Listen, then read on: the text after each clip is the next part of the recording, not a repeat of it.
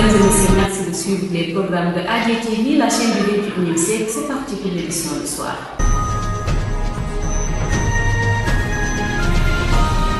L'actualité de ce vendredi, braquage d'un point de transfert d'argent à Kédougou, 4 personnes froidement tuées, période électorale, le port d'armes interdit au Sénégal dans la période allant du 25 janvier au 14 avril 2024, temps d'antenne sur la RTS. CNRA annonce le planning de diffusion. L'actualité internationale, vous l'aurez dans ce journal. Retrait du Mali de la CEDEAO, l'opposition dénonce une décision illégitime. C'était tout pour les titres de développement, c'est dans une poignée de secondes.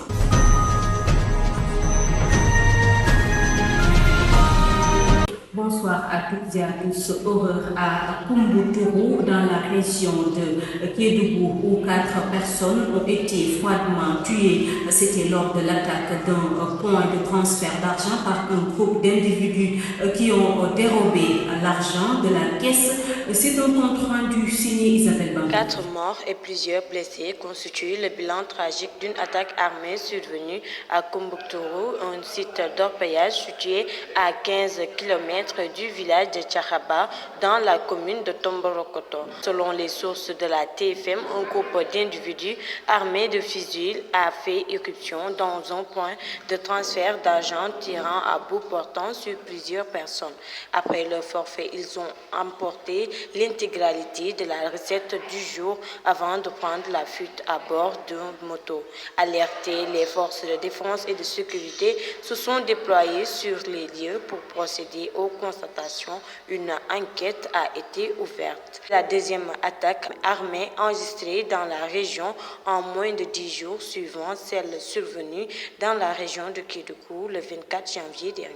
Révision à présent, les membres du comité d'organisation de la Ziara de Léoné Niassène ont fait face à la presse hier après-midi pour faire l'état des lieux en prélude de cet événement religieux. Ils ont ainsi saisi l'occasion pour dénoncer les manquements relatifs à l'organisation de la Ziara prévue ce 3 février 2024. Ces manquements sont ainsi liés à l'eau, l'électricité, à la voirie.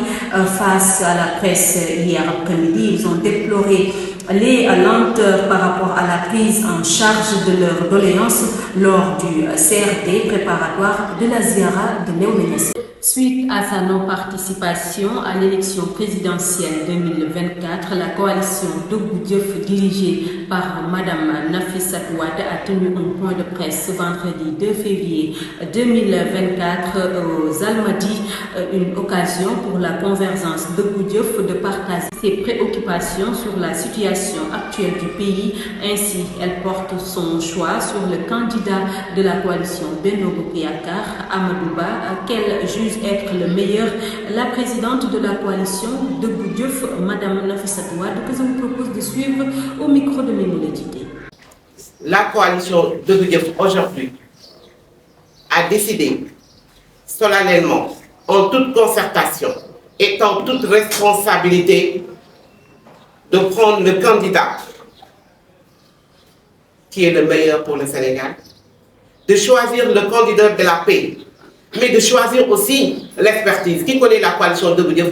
Nous avons toujours été dans l'expertise, nous avons toujours été dans la méritocratie, mais nous sommes dans l'inclusivité, c'est-à-dire un Sénégal pour tous, un Sénégal par tous, et c'est ce que nous avons choisi. Nous sommes sûrs et persuadés que Amadou Ba, candidat que nous avons choisi de soutenir aujourd'hui, que nous avons quand même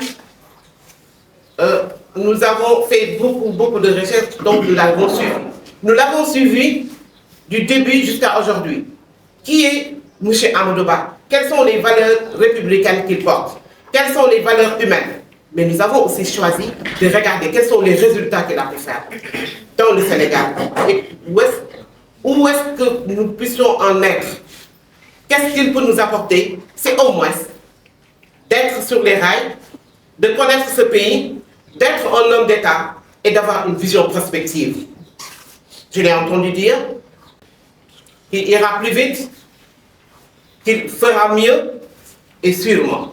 Il ira plus vite, qu'il fera mieux et sûrement. 5 rapporteurs ont dénoncé ce jeudi les attaques contre les médias à Gaza, dénonçant la stratégie délibérée d'Israël visant à réduire au silence les journalistes. Les attaques ciblées et les assassinats de journalistes constituent des crimes de guerre, ont déclaré ces experts indépendants dans un communiqué. Pour plus de détails. Selon les informations dont dispose l'ONU, plus de 122 journalistes et professionnels des médias ont été tués dans la bande de Gaza depuis le début de la guerre entre Israël et le Hamas, suite à l'attaque le 7 octobre menée par le groupe islamiste palestinien sur le sol israélien. Par ailleurs, 4 journalistes israéliens ont été tués par le Hamas le 7 octobre et 3 journalistes libanais ont été tués par des tirs de bus israéliens près de la frontière libanaise,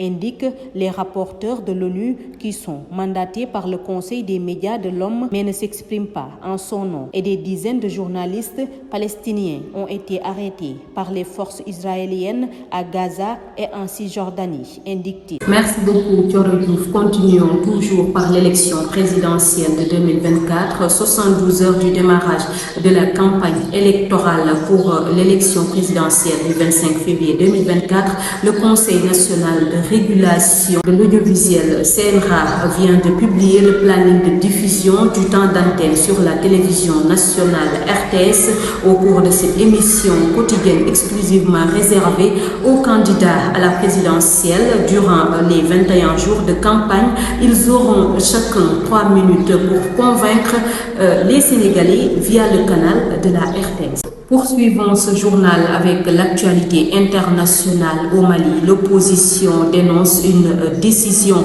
illégitime et sans consultation après le retrait du Mali de la CEDEAO, un choix de la junte au pouvoir qui voulait protester contre les sanctions imposées par l'instance régionale réclamant un retour rapide des civils au pouvoir. D'autres pays comme le Niger ou le Burkina Faso ont également quitté l'organisation.